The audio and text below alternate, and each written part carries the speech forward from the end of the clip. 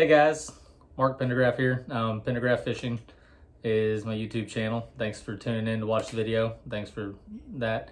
Hit the follow and subscribe button if you enjoy what I have to say to you today. This is my first video that I'm putting out. I'm not a huge technological genius, so I really haven't done videos or really tried to mess with any of that, but I figure, you know what, there's always a good time for it, and I can always help somebody learn how to fish or do something they haven't done before, or give them some advice.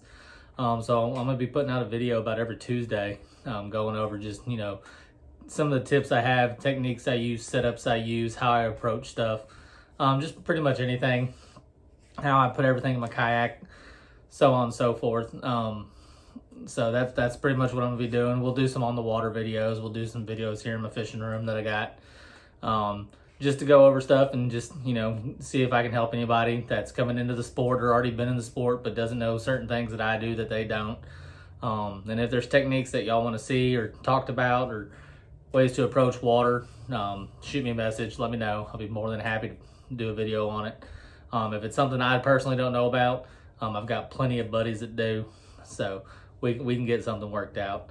So today I'm just going to go over a simple technique of punching grass mats, and how I approach them, the setups I use to do so. So let's get started. I fished a tournament last Saturday on Lake Fork. It was the Slay Nation event. Ended up taking the W in that, and I won it all off one technique, and that's punching grass, except for one fish. I got one frogfish early in the morning, so every other fish besides that came off punching grass mats. So I'll show y'all the setups I use and I'll explain how I approach them. With grass mats, on Lake Fork, a lot of alligator grass. Not a lot of matted hydrilla or anything, a lot of alligator grass, but on other lakes like Lake Welch down here in Texas, or headed up to La Crosse this weekend for a tournament up there, the Hobie Bass Open, I'll be looking for matted hydrilla mats, stuff like that, thick lily pad fields. So to start with the matted vegetation, on Lake Fork, it's alligator grass. As that mat's growing out to the water, the front of it's pretty sparse and it's easy to get through. And then when you get further back into that mat, it's a little bit more matted. It's thicker. It's hard to get a weight through. You just got to pick and choose the holes. So the setups I use, the first one is the ALX Oxum Smoker. It's a 7.5 it's just a heavy, 7.5 heavy, fast tip, feel a bite instantly. It's got a lot of backbone to get it out of the grass. I like longer rods when I'm flipping into matted vegetation, stuff like that, because I want the horsepower to get it out of there. I want that rod to have a lot of backbone in it and be able to wrench that fish out of the grass, because sometimes they get tangled up in there and it's a fight to get them out. So with that, I like a faster reel. I use an 831 in whichever reel that I'm using, or a higher gear ratio if I have one. On this one, I got a Lew's tournament laser. It's got the nice grips on it. I changed out the handle. But it's an 831. It's fast enough to catch up to the fish, get them out of the grass. How I do my setup, or my hook setup, let me get it undone, is I always use a bobber stop, weight, and then I put a glass bead behind that weight, either a glass bead or a plastic bead. Glass beads will shatter. I've broken a couple. They haven't really done much. They haven't cut my line or anything. I've gotten lucky a couple times. But this is the rod that I used on Saturday, and you can see my line's pretty beat up. I probably need to change that up and cut it off and retie it. And then I'll use a 3 to 4/0. I prefer the owner hook with the molded bait keepers on there. That way they don't slide up and down and move around. So that's the hook setup right there that I use. The two baits that I usually use when it comes to flipping mats, I like craws and creature baits. The two baits that I typically use, I have them around here somewhere. The Excite Raptor Tail Junior. This is Rotten Pumpkin. This is what I was using on Saturday. And then I got the Hogalicious. This is a great bait. I don't know if y'all have ever heard of Excite, but Excite makes a phenomenal bait. It's just a little creature bait. Get the job done. It slides through the grass mats really easy and doesn't get hung up on much. So those are my two go-to baits. And then every now and then, just to throw something at them different, I really like to flip into a mat with the Raptor Tail 10-inch worm. Now, I'll either leave it in full size and put a EWG hook on there, or I'll bite off half the worm and I'll use my flipping hook. But it's just that tail does something. When that worm comes through the mat, it's not something they always see. So it usually will trigger a reaction. So, like I said, in the front of the mat where it's nice and sparse and you can get a weight through pretty easy, I use a 1/4 to 1/2 ounce weight. Nothing too heavy, just get it through that light grass and get it down there where the fish can see it.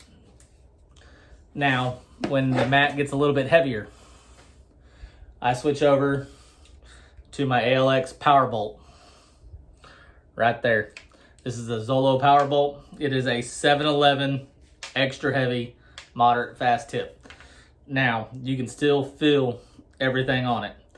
On this one, it's when the grass mat gets really thick. I need something that I know I'm going to be able to pin that fish up underneath against the bottom of the mat to be able to get them out. Or I'm going to be able to just pull that fish straight through the mat. This rod will get it done. Once again, 831 reel. Both poles, 65-pound TCV P-line braid. It's what I go to. Now on this, I move up to the heavier weights. Usually I have 2 bobber stops on there, but I'll do an ounce. This is 1.5 ounces. Bead as well underneath this one. And there you go. That's my Raptor Tail Junior right there. So great color. It's really dark in the front, light in the back. Gives it different views. But that's the go-to when I'm punching the heavy mats. It's a bigger rod, faster reel, heavy braid, and you gotta have that glass bead in there. I like the glass bead. Some people can throw it without one. I think it gives it a little bit of extra something to get that fish's attention and get them to strike on that bait. So with the mat, like I said, the front of these alligator grass mats that I was fishing, they're pretty sparse because they're growing out, and then the back of the mat's really thick. So when I get up to the mat, I like to sit off about 2 feet, 2-3 feet off of it, and I'll work the front of that mat, and I'll pitch it right into the front of the mat, find a good hole, let it sink to the bottom, let a fish in the area, if there is one right there, come take a look at it, and I'll give it 2 quick pops. And I'll draw it all the way to the bottom of the mat right there, and I'll bang it against the bottom twice and let it drop. Now what I've noticed is flipping mats and hydrilla and all that is when I'm punching through this stuff that the fish is either going to hit it right off the bat or they're going to come back and they're going to catch it on that second drop. Rarely have I had a fish grab it on the way up. It's always on the fall that they seem to grab it. So when I did it, I always make sure I have my thumb on the spool when I'm punching into it, when I'm flipping into it. That way on the way down I can feel it. When I raise it up, I make sure there's no slack in my line, especially when I'm letting it down. I want to let it down without any slack because you miss that bite. So I'll flip it in there, let it hit the bottom, pop it twice, raise it all the way to the bottom of the mat, bang it against the bottom of the mat and let it drop. And I'll do that about 2 or 3 times. And if I don't get a strike, pull it out and move it to the next hole. Then when we get into the thicker stuff, got a couple ways I do that. If it's really thick and I can't find any loose vegetation or a hole to get my bait worked through, usually a 1 to 2 ounce weight can work itself through. You can sit there and jiggle it on top of the mat and it'll work itself and drop through. I'll even flip it up and like torpedo it through the mat if it's that thick. It doesn't scare the fish off. I've actually had a lot of strikes on when that bait drops through like that. They just hammer it. So when the thicker mats and it's hard to get through, I'll pitch it in there.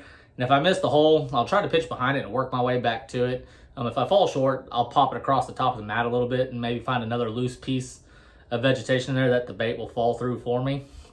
But especially in thick vegetation, if you get that fish and you can't work that fish back through that vegetation and you got to get to it, I do it out of a kayak, so I have a paddle with me. I'll take that paddle and I'll keep that fish pinned against the bottom of the mat, and I'll take my paddle and I'll work around that vegetation, loosen it all up as much as I can. That way I can get the fish out.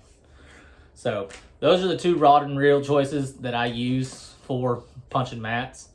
And I'll work an entire mat. And I mean, there may be only 1 fish under it. There may be 5 fish under it, but I'll work it. And I'll usually try to go left to right or right to left. I don't ever just pull up in the center of a mat and work around. I'll start on one side and work my way all the way down to the other and be pretty methodical with it from front to back. Always start in the front. You don't want to catch a fish in the back and scare everybody off that you had a potential of catching when you did that. I start in front of the mat, I work my way to the back of the mat, and then I work right.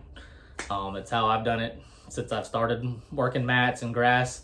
Hydrilla is the same thing. Big hydrilla mats. I'll try and work left, right. I mean, if they're taking up an entire cove, I'll run the kayak as much into the middle as I can, and I'll work from there. It sucks. You scare some of the fish off, but with the matted hydrilla mats, I try not to punch straight through the hydrilla because that's some really thick stuff. I look for the potholes in it, just the indentions where fish will set up on the side of those potholes and wait for something to fall through, a crawfish, a bait fish that got stuck on the top of the mat and flipped back down. They'll sit there and just sit on the edges of these holes and wait for food. So it's a good way to pick up your fish there, and that's typically how I do it. Now, if I'm on a matted hydrilla mat and there's not any kind of big holes in it or anything, I'll go straight through the mat and I'll pull out the bigger rod, bigger weight, and I'll go straight through the mat and work my fish back through the mat. It's about the only way you can do it sometimes, and it happens. But with that, if you can't get the fish through the mat, at least keep tension on it till you can get over to the fish. On kayaks, I recommend an extra rod holder in the front. For that, you can put it in there, you can work up to the mat, and you can reel it and keep tension on that pole while you're doing it. It's just a little trick I've learned. So that's that. Not a lot to talk about. It's a pretty simple technique. I like to keep things as simple as possible. Just makes it easier for me, less stuff I got to carry. So those are the two rods I use for the purpose of punching mats. So if you learned anything from that, awesome. If you didn't, I hope you had a good time watching the video at least, and you can poke some fun at me later when you turn it off. But I'll be putting out videos every Tuesday, so if there's something y'all want to see or something we want to hear talked about, I'll be more than happy to do it. Like I said, I'm going to go over a wide variety of stuff, from techniques to how I set up my kayaks to how I do stuff in the boat, which I'm new to. This is my first year in a bass boat, so it's going to be quite interesting. I'm going to try and run a couple of the Bass Opens in 2022, so we'll see how it goes.